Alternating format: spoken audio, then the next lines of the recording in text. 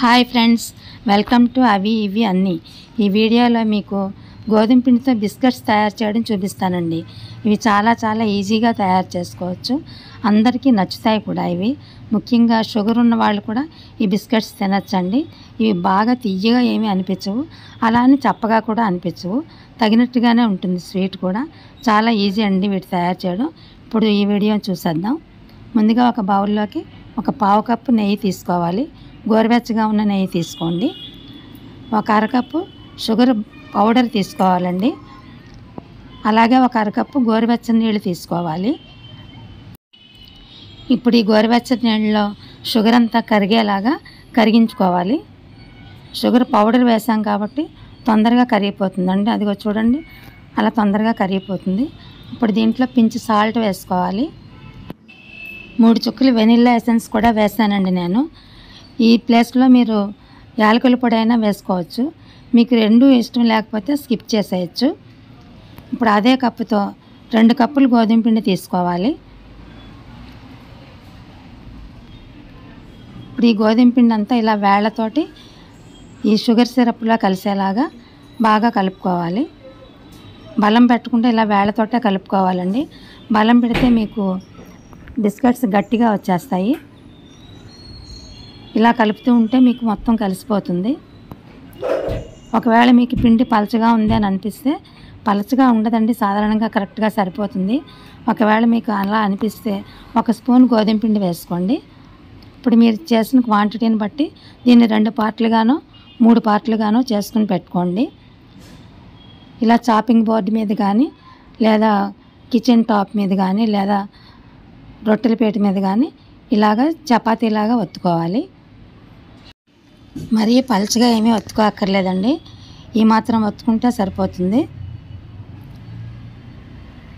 ఇప్పుడు దీన్ని మనం ఫోల్డ్ చేసుకోవాలి. చూడండి ఎలా ఫోల్డ్ చేస్తున్నాను.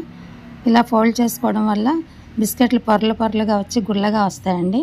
ఇప్పుడు అన్ని వైపులా క్లోజ్ అయ్యేలాగా దీన్ని అడ్జస్ట్ చేసుకోవాలి. ఇలా అడ్జస్ట్ చేసుకున్న తర్వాత దీన్ని మళ్ళీ రొట్టెల కర్రతో చపాతీలా చేసుకోవాలండి. మనకి ఎంత థిక్నెస్ కావాలో చూసుకుని ఆ విధంగా చేసుకుంటే సరిపోతుంది.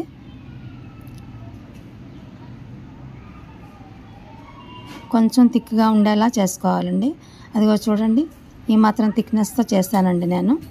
ఇప్పుడు మనకి వంటగదిలో అయ్యాక సీసా మూతలు ఉంటాయి కదా, అలా ఒక మూత తీసుకున్నాను నేను. దాంతో ఇలా రౌండ్గా కట్ చేసుకోవాలి.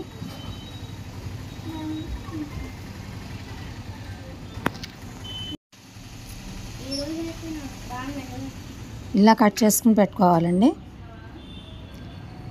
ఇప్పుడు పైనుంచి ఇలా తీస్తే బిస్కెట్స్ షేప్ వచ్చేస్తుంది. అదిగో చూడండి, ఫోల్డ్ చేసినందువల్ల చూసారా లేయర్లా వచ్చింది చుట్టూరు. ఇప్పుడు స్టవ్ వెలిగించి బాండి పెట్టుకుని ఆయిల్ గోరువెచ్చగా వేడైన తర్వాత స్టవ్ సిమ్లో పెట్టుకుని ఇలా ఒక్కొక్క బిస్కెట్ వేసుకోవాలి. స్టవ్ సిమ్లో పెట్టుకునే ఫ్రై చేసుకోవాలండి. కాసేపు అయిన తర్వాత 2-3 నిమిషాలు ఆగాక అప్పుడు వీటిని కదుపుతూ 2 వైపులా తిరిగేస్తూ గోల్డెన్ బ్రౌన్ కలర్ వచ్చే వరకు ఫ్రై చేసుకోవాలి. హైలో పెట్టకూడదండి. హైలో పెడితే మీకు తొందరగా రంగు మారిపోతాయి, లోపల వైపు ఫ్రై అవ్వవు. వీటిని ఇలా ఒక్కొక్కటి తిరిగేస్తూ ఇలా బ్రౌనిష్గా అయ్యే వరకు ఫ్రై చేసుకోవాలి. అదిగో చూడండి, మంచి కలర్ వచ్చాయి. ఈ కలర్ వచ్చే వరకు ఫ్రై చేసుకుని వీటిని వేరే ప్లేట్లోకి తీసుకోవాలి. మనం పిండినంతా కూడా ఇదే విధంగా రెడీ చేసుకుని ఇలా ఫ్రై చేసుకోవాలండి. ఇవి చాలా బాగున్నాయి, టేస్ట్ కూడా. ఇక చూడండి, విరిచి చూపిస్తా. లోపల చూడండి లేయర్స్ కింద ఎలా ఉందో. ఆ లేయర్స్ రావడం వల్లే ఇవి చాలా గుల్లగా కూడా ఉన్నాయి, చాలా టేస్ట్గానే ఉన్నాయి. ఈసారి మీరు ట్రై చేసి చూడండి.